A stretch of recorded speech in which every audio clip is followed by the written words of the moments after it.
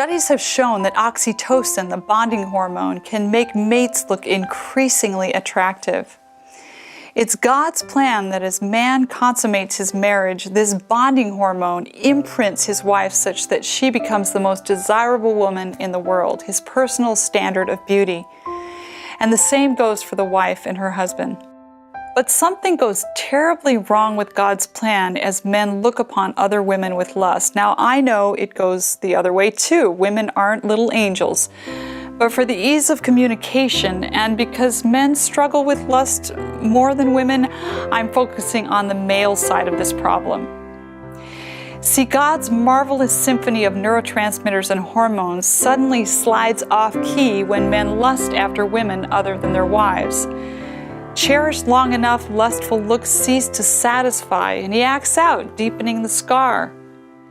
Now the man is on a crash course from one partner to another, never finding the satisfaction he desires. And today, thanks to the internet and smartphones, a man can have a new partner every second.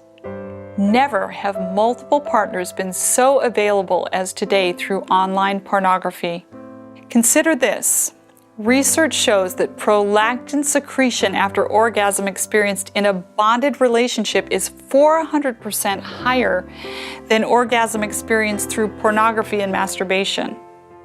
What does prolactin do? It brings with it a sense of satisfaction, an ah factor one feels after lovemaking. 400% higher when it's God's way within marriage. Hard to pass up, isn't it? But if you do, your search for that elusive satisfaction will lead you to try again and again to get it from yet another foray into lust. And this is how sexual addiction works. See, we don't have sex with our genitals, we have it with our brains, because pleasure is experienced in the brain. In particular, a neurotransmitter called dopamine mediates the pleasure experience, pouring forth in abundance in sexual arousal and orgasm. Notice the OPA in dopamine, similar to opiates, for indeed dopamine is a naturally occurring opiate, inner heroin, if you will, and a person can become addicted to this inner heroin, the process being unnervingly similar to drug addiction. A substance called delta-phos-B builds up in the synapses, causing a dulling effect, making the brain less responsive to dopamine.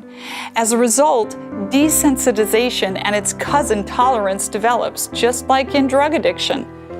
As the addict becomes less responsive to the substance, he or she increases the supply to try to recover the initial thrill. But more pleasure can't be experienced if the brain has lost its capacity to experience pleasure. And the brain's pleasure response chemicals are in limited supply.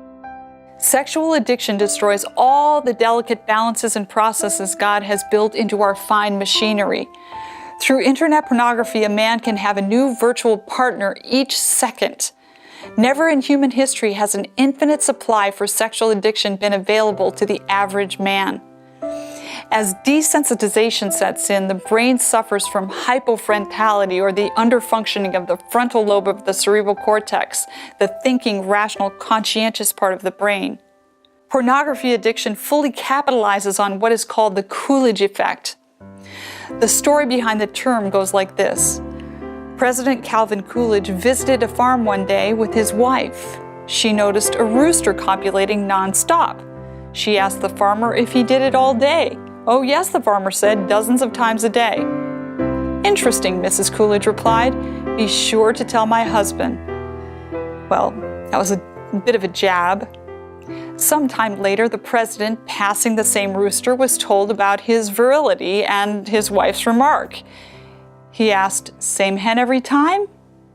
"Oh no, a different one each time," the farmer said. The president said, "Tell that to Mrs. Coolidge." So the Coolidge effect is the ability of a new partner to arouse a sexually tired person. This duplicates itself throughout the animal kingdom. Male rats who have reached exhaustion after copulating with one mate will suddenly get their mojo back when another female is dropped into the cage. This underscores the basic fact that novelty drives sexual response in animals, and it can in humans too.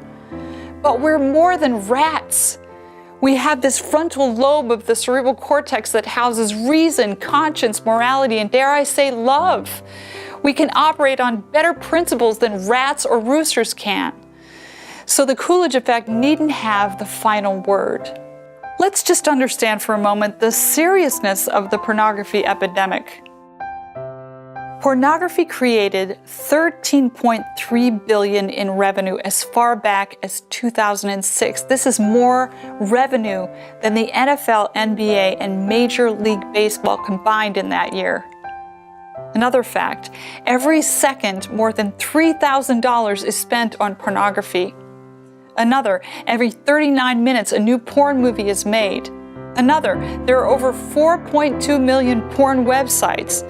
68 million daily search engine requests for pornography. That's 25% of the total.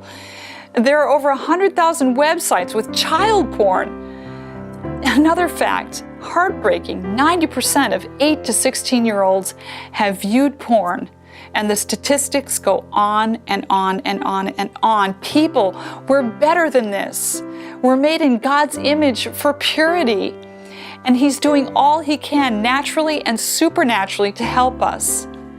Did you know that He makes the right kind of sex more satisfying? Research shows that when the bonding hormone oxytocin is present, dopamine works better. Tim Clinton said it perfectly, quote, "Though dopamine may be the hormone that creates the instinctive pleasure of love and attachment, it is oxytocin that makes it possible for that pleasure to last for longer periods of time." The psalmist said it even more perfectly. "You will show me the path of life. In your presence is fullness of joy. At your right hand are pleasures forevermore." God wants us to have lasting pleasure, not the fleeting pleasure of lust, but the satisfying pleasure of sex experienced within a committed, lifelong partnership. Can we recover from impurity? Can we regain our innocence? I think so.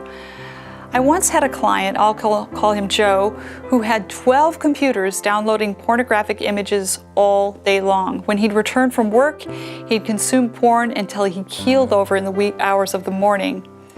The next day, he'd do the same thing all over again. But that man's wife died and gave him a wake-up call. He knew he was helpless over his addiction, but he wasn't helpless to call out to God. God led him to surrender his will, then to literally structure his life around recovery. He came to counseling weekly, visited with an accountability partner weekly, went to several weekly groups, went to church, started a devotional life, and this man, because of his commitment, left his sexual addiction behind. I'd seen so many others who had lesser addictions, but nothing close to Joe's recovery because they had nothing close to his commitment. You know, God's grace surrounds us. It's everywhere, as real as the air we breathe. He pours it out in infinite, inexhaustible supply. There's no deficiency on His end. What made the difference with Joe? He chose to fully receive what God so freely gave. And well, it's very simple. Through receiving that grace, we can experience restored purity.